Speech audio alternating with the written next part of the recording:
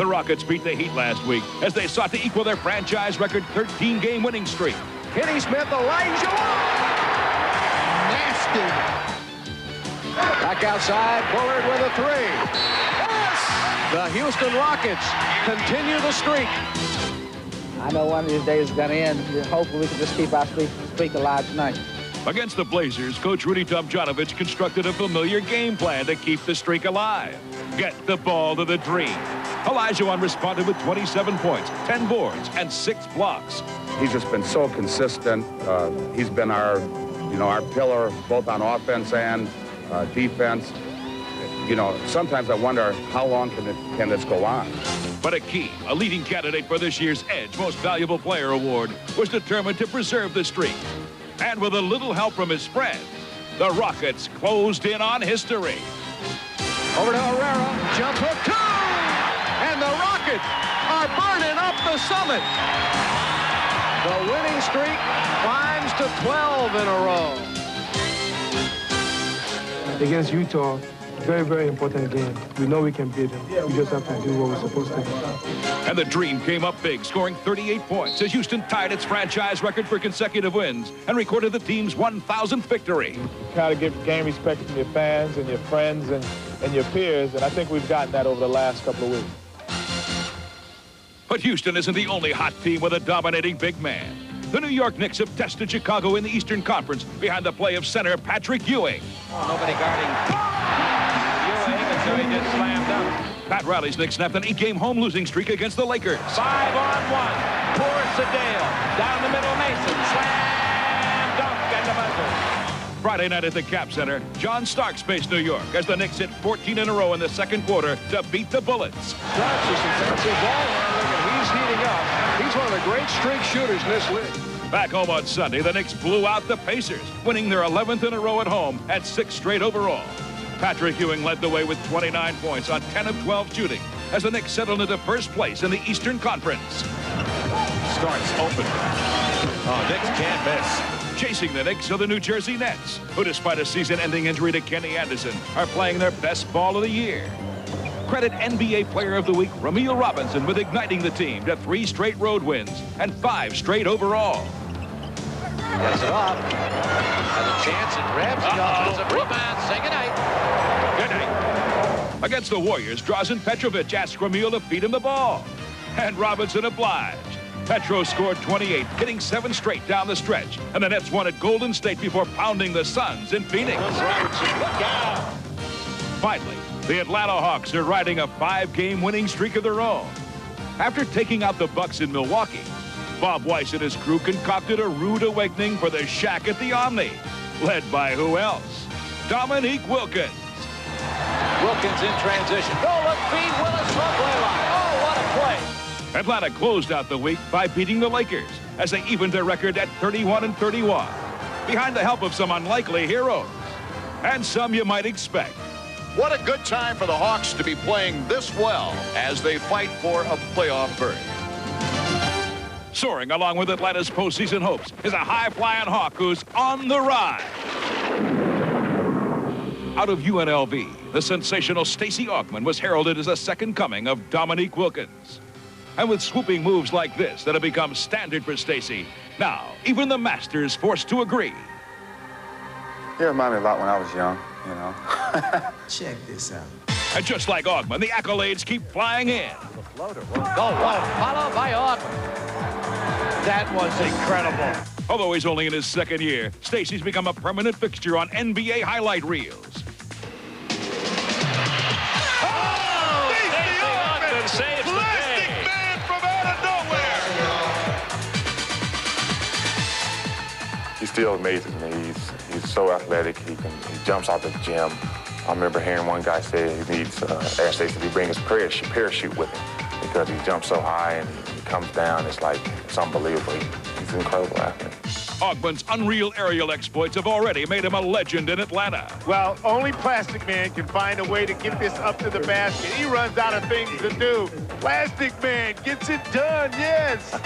If a catchy nickname's an indicator of superstar status, then Stacey's well on his way. Augmon. Oh, Stacey! Plastic Man!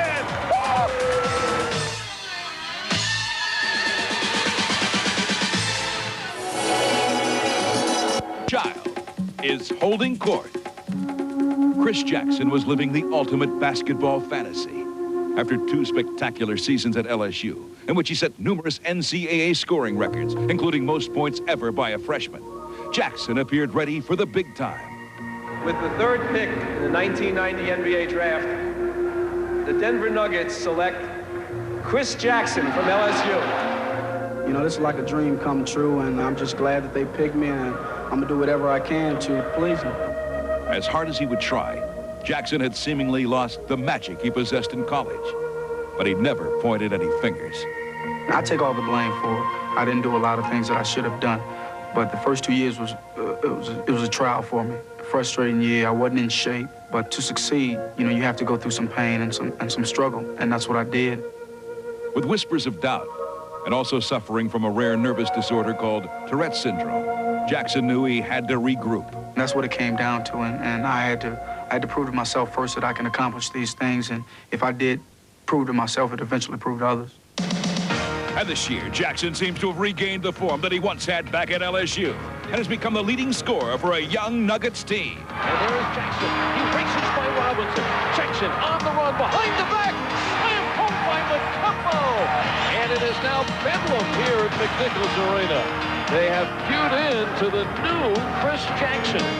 Chris was the first player I talked to when I got the job, and we had a conversation that lasted about 2 minutes. I said, the slate is clean, and as far as I'm concerned, you start all over. Chris went out, got himself in great shape, lost about 23 pounds this summer, and he has been terrific from the first day of training camp. Jackson shadowed by Johnson, goes for 3, swish! Mutombo centers it to Jackson, looking left and right. He's got it up for Ellis, he'll grab it in full stride and jams it home. Here's Chris Jackson, sliding through over Curry, unbelievable! Chris Jackson on fire! Oh, man! Chris came out this year kind of mentally ready and physically ready, and he's been awesome. The coaches also give him the green light to shot the ball more than he did last year. And the Nuggets hope Jackson can continue to improve his all-around game and also keep his flair for the dramatic. 1 second, Jackson for the game! Yeah! Oh, my! I would say right now, Chris is probably meeting the expectations that everybody had for him, and for us to get better, we're going to need Chris's contribution. Now, in our inside look, we pose the probing question. When it comes to bringing the fans to their feet, which NBA entertainer stands above the rest? Best showman of all time. Ooh. You decide. Oh, yes, here comes Mike!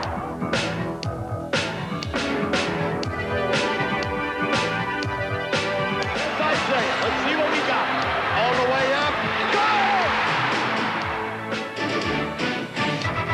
go! It's entertainment. We're all, in that sense, if we're honest with ourselves, I suppose we're all kind of show-offs in the sense that, you know, we want to display our skills, we want to be successful, and we want the appreciation of the audience.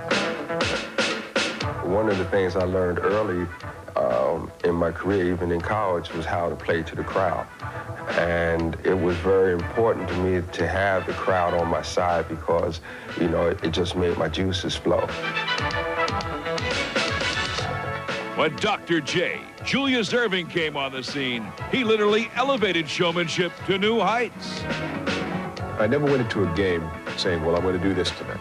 When the openings came and then the daylight came, you know, I just do it. I mean, it was not a risky shot for me to go in and dunk the ball backwards. To Julius for a slammer. Wow. In the 80s, another captivating showstopper thrilled audiences. And his act was truly magical. Magic right side to Worthy, slam dunk. Wow. A three-pointer by Bill. The Notre Dame shot with an air ball, taken by Magic. He throws to the other end. It went in! It went in! You come to give them a show, if at all possible, while you're playing. But all present-day showmen pay homage to a most talented predecessor. Maravich was unbelievable. I think he was like sort of ahead of his time in the things that he did. Pistol Pete passed on the legacy to primetime players like the Detroit Pistons, Isaiah Thomas. But the fans always get you going. You know, it could be because you're an entertainer in all senses of the word. It's like a performer, like Michael Jackson might perform differently for different audiences. And no one has electrified audiences more than Michael Jordan. It's a joy for me to step in front of that camera when you know millions of people are watching and show the skills and the creativity that you have as an athlete. Baseline, yeah! Oh, Michael, turn his crowd on, buddy! But MJ's not the only spectacular high flyer.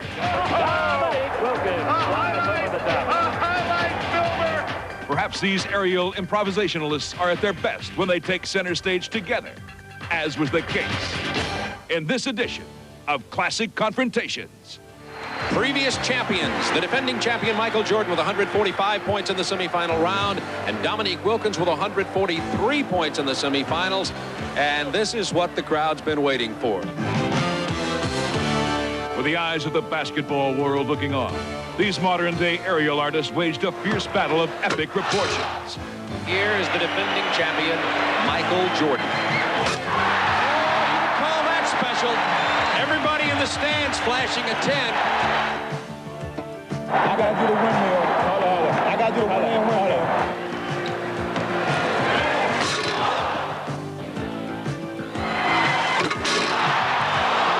47 was awarded on that dunk. Michael Jordan needs a 48 to tie, a 49 to win. Well, the crowd lets you know what they think of it. Now we will wait for the judges. Michael Jordan scored 50. They gave him a 50. They gave Jordan a 50. He defends his championship.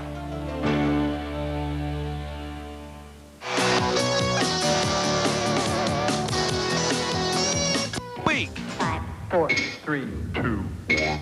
In our courtside countdown. For starters, we're at the Palace, where the Pistons are perfect at the buzzer. Thomas, what a pass. Mills, William Beal at the buzzer. Yes! Why can't you double team Michael Jordan? Just watch. That's not bad. Yeah. What a pretty pass from Jordan to Horace. At number 8, Sean Kemp drops in on the Chicago Bulls. Lob pass to Sean Kemp. Yeah, that's an easy one, isn't it? Peyton throws it up. Sean Kemp cleans it up. The Bulls. Woo! Chris Jackson's so quick, he can elude any bullet. Jackson, who goes behind his back, scores, and a foul on Brent Price. What a move. Look at Indiana at number 6, alley-ooping it over Orlando. Bart Williams. Oh, watch how high Williams gets up. He takes off from behind the paint. It's a bird. It's a plane. No, it's Sean Kemp. Hooks it, centers it to Kemp. Oh! Up with a left-handed jam. Oh, put the cape on, Sean Kemp. At number 4, just check out Ramil. This guy's for real. Robinson got the roll. An agonizing play for the Warriors, plus the foul. Putting the hurt on the Washington Bullets is Charlotte's very own Gil O'Teague.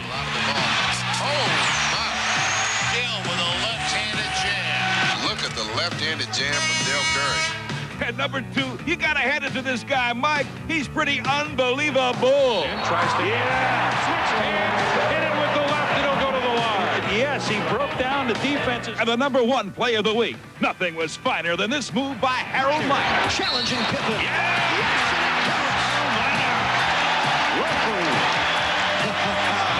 Harold Miner, watch this finish. Up and in. Gets the hit. Right at him. Nick,